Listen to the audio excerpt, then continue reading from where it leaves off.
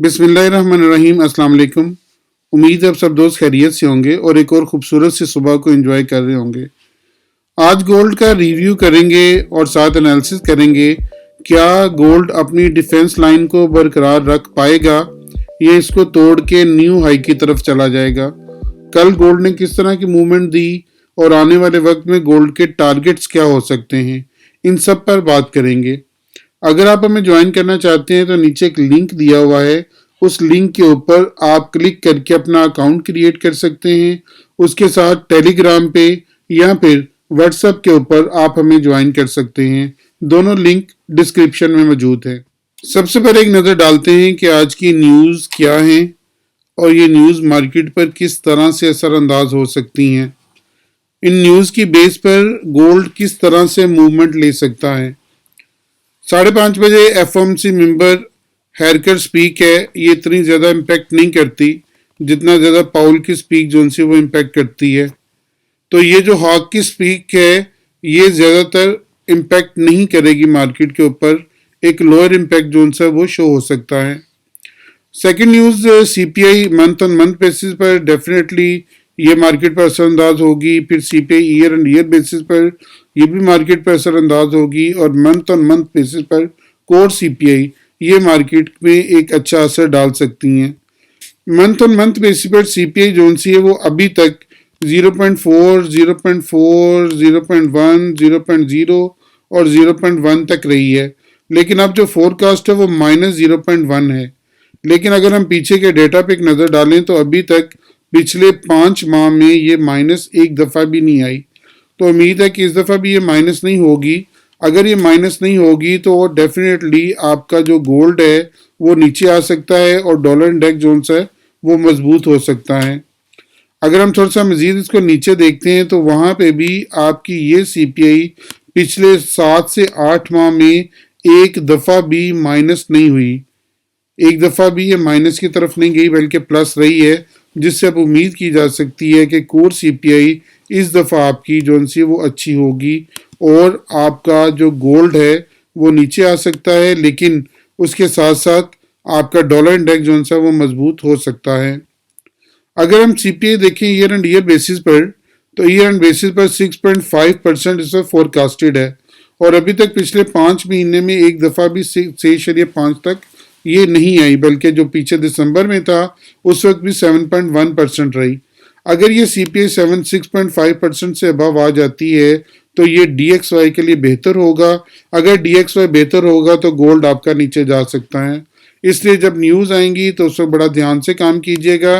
Gold को एक pressure का सामना करना पड़ सकता है और गोल्ड अपनी ओरिजिनल वैल्यू से कम 100 पिप्स या 200 पिप्स नीचे जाने की सलाहियत रखता है, सस्टेन कर रहा है। बहुत हल्किया सा शेडो है जो अप साइड पे आपको नज़र आ रहा है, लेकिन अभी तक ये जो कैंडल बन रही है ये मजबूत कैंडल बन रही है। लेकिन बॉडी के एतबार से अगर इस बॉडी को देखें तो इस बॉडी को तकरीबन एक जैसा हुजम बॉडी का हो चुका है वॉल्यूम। तो अब अगर ये बॉडी को अपनी बरकरार रखता है तो नेक्स्ट जोन से है वो मंथ के ऊपर इसकी ये बॉडी इससे मजबूत बनती हुई लग रही है अभी तक। लेकिन चूंकि आज शाम को न्यूज़ है तो उस न्यूज़ की बेस पे देखेंगे कि ये अपना क्या रूटीन लेता है या किस साइड पे जाता है। अब गोल्ड को देखते हैं कि वीक के ऊपर गोल्ड क्या पोजीशन लेने जा रहा है। पिछला जो वीक है उसमें बड़ी हैवी कैंडल बनी थी।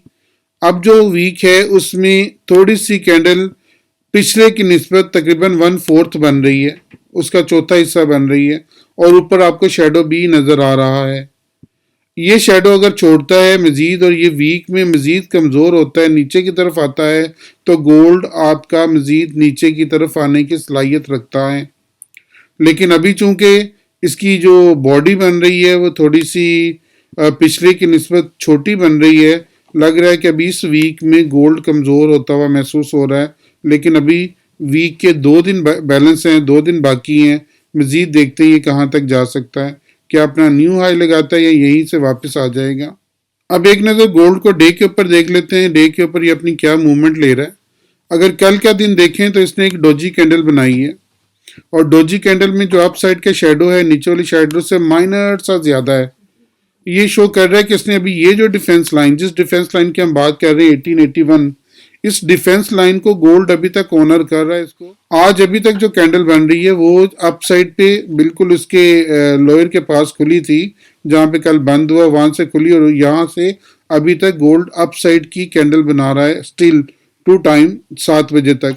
अब अगर क्या ये देखते हैं कि 1881 की डिफेंस लाइन को तोड़ता है या यहाँ से नीचे आ जाता है। अगर इसको टच करता है, जिस तरह मैंने कल बताया था कि अगर इसको तोड़े 1881 को और उसके बाद ये नीचे की तरफ आए, तो ये इसने यहाँ पे तोड़ा, ये वाले पॉइंट पे देखें इसने 1881 को तोड़ा लेकिन उधर रुकी नहीं बल्कि वहां से वापस आ गई। अब ये कैंडल इसको टेस्ट करने जा रही है 1881 को। अगर ये टेस्ट करके रिवर्स होती है तो आपका पहला टारगेट वो ही 1864 का होगा।